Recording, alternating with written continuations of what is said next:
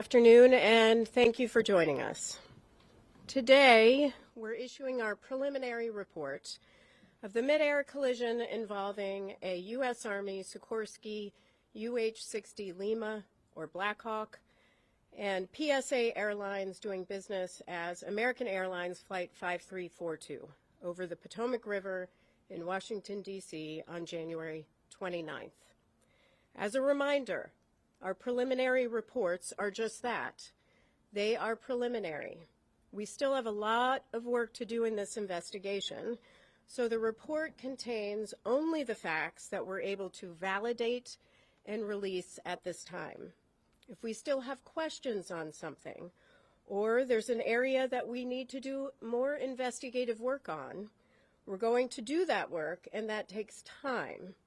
What we're not going to do is release unverified information which would only mislead the public, regulators, and others. Also, since I'm level setting here, this report does not include any analysis. That comes later in our investigation. Right now, we are still in the fact-finding phase of this investigation. I often say that the easiest and quickest part of the investigation is determining what happened. The part that takes longer is the how and why. The NTSB prides itself on being the global leader in accident investigations. We are thorough and we're fact-based. Those facts, the evidence, serve as the foundation for our analysis, our probable cause, our findings, and our safety recommendations.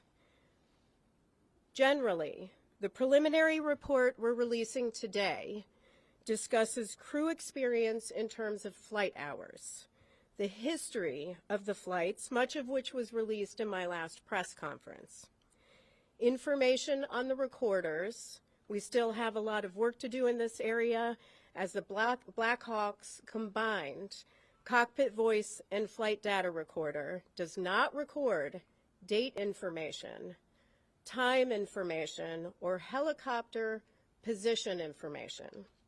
And as I mentioned in the last press conference, there is inconsistency in the data which led us to declare the pressure altitude parameter on the Black Hawk as invalid. We're now in the process of determining whether that may have affected other helicopter systems that used pressure altitude as a data source, such as the altimeters. The report also contains information on the operators, the aircraft involved, air traffic control at the time of the crash, helicopter routes, the airport, emergency response and recovery operations, and the wreckage exams. But what I want to focus on this afternoon is our issuance of a recommendation report that contains 2 urgent safety recommendations to the Federal Aviation Administration, or FAA, concerning the helicopter routes near DCA. Urgent recommendations require immediate action to prevent similar accidents or incidents. When we issue them, we believe a critical safety issue must be addressed without delay. For this investigation, we're reviewing airport operations and prior incidents, including near mid-air collision events. Information gathered from voluntary safety reporting programs and the FAA regarding encounters between helicopters and commercial aircraft near DCA show that from 2011 through 2024, a vast majority of reported events occurred on approach to landing. Initial analysis found that at least one Traffic Alert and Collision Avoidance System, or TCAS, resolution advisory was triggered per month from 2011 through 2024 at DCA due to proximity to a helicopter. TCAS resolution advisories, or RAs, unlike traffic advisories or TAs, are recommended escape maneuvers, for example, climb or descend, level off. Keep in mind that a TA is issued when the intruding aircraft is about 20 seconds from the closest point of approach or 0.3 nautical miles, whichever occurs first. They are advisory. RAs indicate a collision threat and require immediate action. In over half of the encounters we reviewed, again from 2011 through 2024, the helicopter may have been above the route altitude restriction. 2/3 of the events occurred at night. We then reviewed commercial operations at DCA and found that between October 2021 and December 2024, there were a total of 944,179 commercial operations at DCA. These are instrument flight rules or IFR departures or arrivals. Again, that number is 944,179 commercial operations at DCA. During that time, again October 2021 through December 2024, there were 15,214 occurrences or close proximity events between commercial airplanes and helicopters in which there was a lateral separation distance of less than 1 nautical mile and vertical separation of less than 400 feet. There were 85 recorded events that involved a lateral separation of less than 1,500 feet and vertical separation of less than 200 feet. As a result of the accident, U.S. Department of Transportation Secretary Sean Duffy took swift action to ensure safety and restrict helicopter traffic from operating over the Potomac River at DCA until March 31st. And I want to commend him for that and commend the work of the FAA to also take swift action.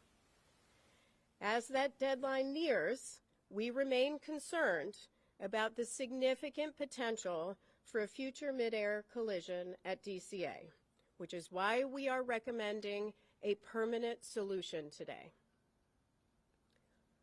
On the chart to my right is a cross-section of the airspace that extends from runway 33's center line, spanning from the runway to the east bank of the Potomac River.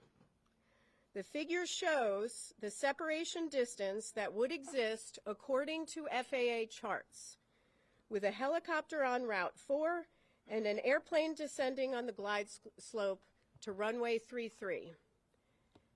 As stated in my last press conference and confirmed by the FAA, helicopter routes established by the FAA have no lateral boundaries, and the Baltimore-Washington helicopter route chart includes no warning for helicopters to operate a defined distance from the shoreline. So this shaded region right here represents an approximation of the area in which helicopters could be flown. We know that the helicopter on the accident date was not in this area. It was to the west.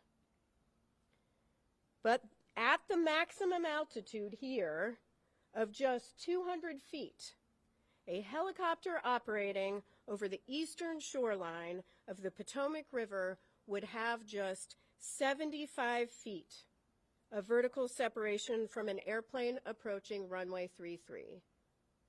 75 feet. That distance decreases if the helicopter is operated farther from the shoreline. And again, this helicopter, the Black Hawk, was operated farther to the west. We've determined that the existing separation distances between helicopter traffic operating on Route 4 and aircraft landing on runway 33 are insufficient and pose an intolerable risk to aviation safety by increasing the chances of a mid-air collision at DCA. Let me repeat that. They pose an intolerable risk to aviation safety. We're therefore recommending today that the FAA permanently prohibit operations on helicopter Route 4 between Haynes Point and the Wilson Bridge when runways 15 and 33 are being used for departures and arrivals at DCA. Now, we recognize that a total closure of helicopter 4 between Haynes Point and the Wilson Bridge during times when runway 15 and runway 33 are in use would restrict a vital aviation corridor used for law enforcement activity, Coast Guard patrols, and continuity of government operations. Additionally, mandating that controllers hold helicopters in place north or south of DCA while airplanes are operating on runway 15 and runway 33 has the potential to increase risk by adding to controller workload.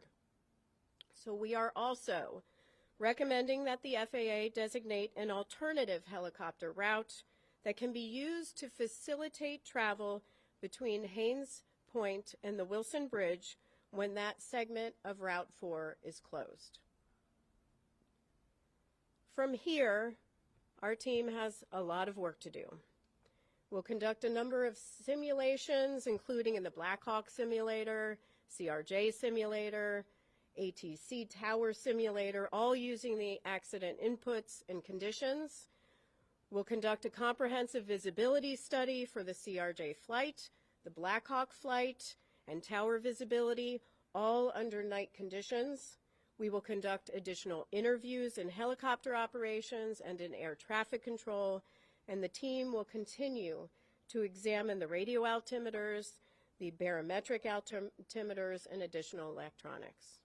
With that, I will take questions. Please raise your hand. I will call on you. Please state your name and your affiliation. Yes, sir. Tom Rousey with ABC7 here in D.C. So it sounds like you're saying the way this was done for years, every day was presenting an intolerable risk. Is that a correct characterization? Yes, that is a correct characterization. There's a serious safety issue here, which is why we're issuing these urgent safety recommendations. Fortunately, and I am pleased that Secretary Duffy took immediate action. Now we need to see that more permanent solution. Now that said, the alternate, you're recommending an alternate route. Wouldn't that take it over homes and potentially create battles there? That is something that the FAA has to look at as part of designating that route, which is why we're not prescribing a particular route. That is something they'll have to look at. Next question.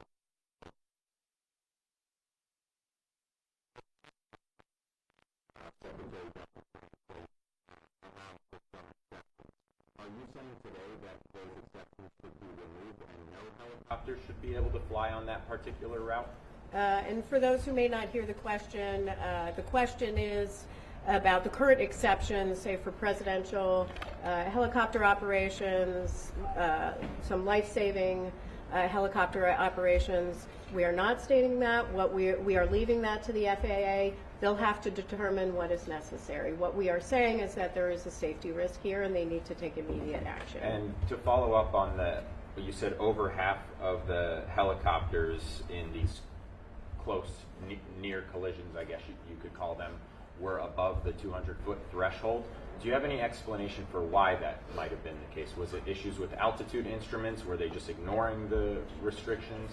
The question is about the half that we believe was over the altitude restriction for the helicopter. We'll look at that as part of our investigation. Thank you. Pete. Please characterize how close a margin of 75 feet is, and then how angry does it make you that it took a fatal crash, the first fatal crash in the United States in decades, for that to expose this issue that was clearly baked into the airspace here? Well, the question is, could I characterize how close 75 feet is and whether this makes me angry? First, 75 feet is very close. That is far too close of a proximity. We have stated it's an intolerable risk to aviation safety. And we have called on DOT, FAA to take action. With respect to how angry it makes me, it does make me angry, but it also makes me feel incredibly devastated for families that are grieving because they lost loved ones. It shouldn't take a tragedy like this to occur. Unfortunately, one did, and so we are calling on action, but there clearly were indicators where safety trending could have occurred. Fortunately, we have a secretary in place that is taking safety very seriously, but it shouldn't take a tragedy to require immediate action. Would you call this an oversight, given the proximity of the glide path and the helicopter route? The question is whether I would call this an oversight. I would call it, I mean, it's stronger than an oversight, right? The data we have pulled is from a voluntary safety reporting system that FAA could have used any time. That data from October 2021 through December 2024. They could have used that information at any time to determine that we have a trend here and a problem here and looked at that route. That didn't occur, which is why we're taking action today. But unfortunately, people lost lives and loved ones are grieving. Sir? Yeah, Chair Hamady, Adam Tuss, Channel 4 here in D.C. Have you looked at the frequency of flights at Reagan National Airport, the number of aircraft that are landing day after day, and possibly, could make some recommendations there? Is that something you guys could do? The question is on the number of flights that are landing and departing from DCA and whether we're taking a look at that. Certainly, everything is on the table right now as far as our investigation is concerned, and we will look at that. We're certainly going to look at separation distances between landing and departing aircraft as part of our investigation. That's something we would look at, but that's still to be done. Yes. BBC News, Nomia Iqbal. I wonder if you could tell us, could this have been prevented if there'd been more staffing? The question is, could this been prevented if there was more staffing? I assume you mean in air traffic control. That is part of our investigation and is part of the analysis phase of our investigation. Right now we are collecting facts on air traffic control. In our preliminary report today, we will mention that there were 5 controllers on position. There were 9 there, not in the cab, but in the tower. Some in the break room. We do know that the helicopter and the local position were combined at 3:40 p.m. So we are taking a look at that. We do not have any evidence that anybody left. In fact, the controller came back into rotation around 4:27 p.m.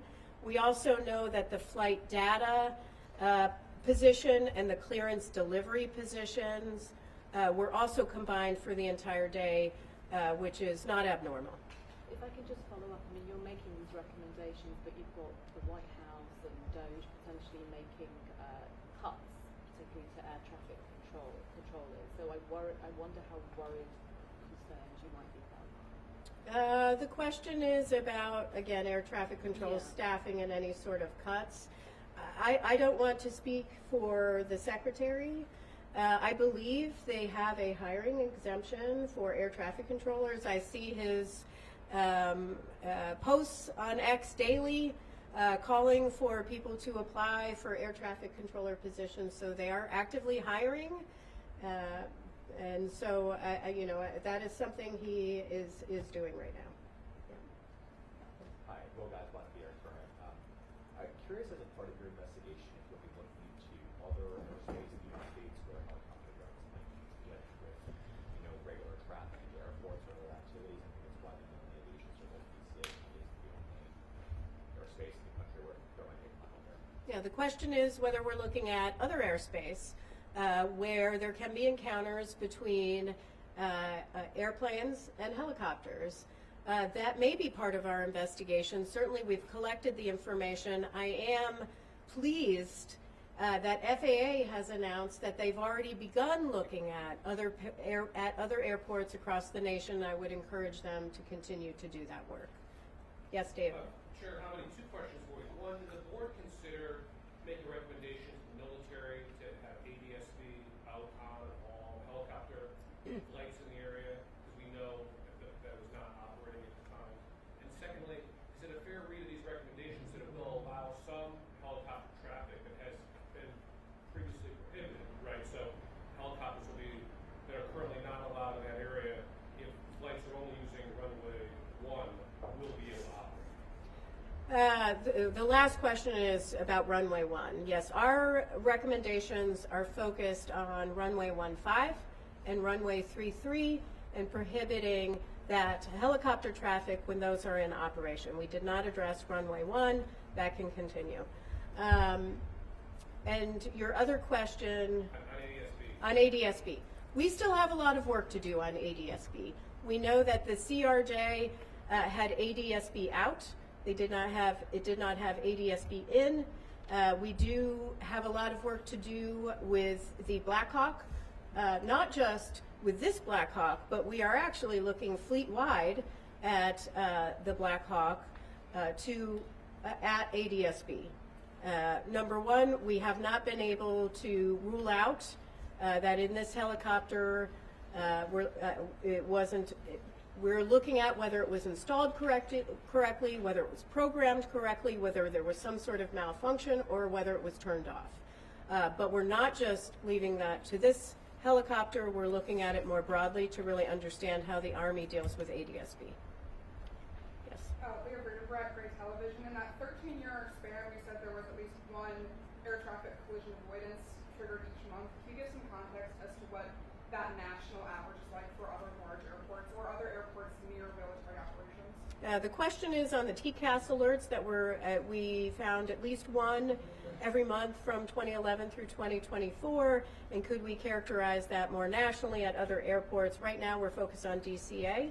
FAA is looking at other airports, and we are pleased with that and encouraging them to do that. We also may look at other airports as part of this investigation. 2 more questions? Yep. We'll count that as one. Okay, thank you. So going back to the collision and evidence, it seems like there's a lot of red flags. Did anybody raise like a red alarm before, or is it just came up because of this incident? And then going back to the controllers and combining, do you have any insight into how often that happens, especially at the tower? Well, with respect to, there's a question on the controllers and how often they combine. I will say the combined positions of flight data and clearance delivery, as we understand it, is pretty normal. With respect to helicopter and local traffic, there are standards that FAA has in place on when they can combine them, and they have to seek certain permissions. But as far as data on how often, that is something we are looking at as part of our investigation. And I'm sorry, your second question was? Oh, going back to the 1 a month, that type of thing. Oh. Did anybody raise an alarm, or did it just come up because you did the deep dive? Regarding, did anyone raise alarm regarding the TCAS RAs that went off at least once a month? Here's how I'll answer it. The 15,214 occurrences that we identified as close proximity events with the help of FAA, close proximity events between helicopters and airplanes between October 2021 and December 2024. Some of those is information they obtain. A number of those are through voluntary safety reporting systems. So that means somebody did flag it and call it in.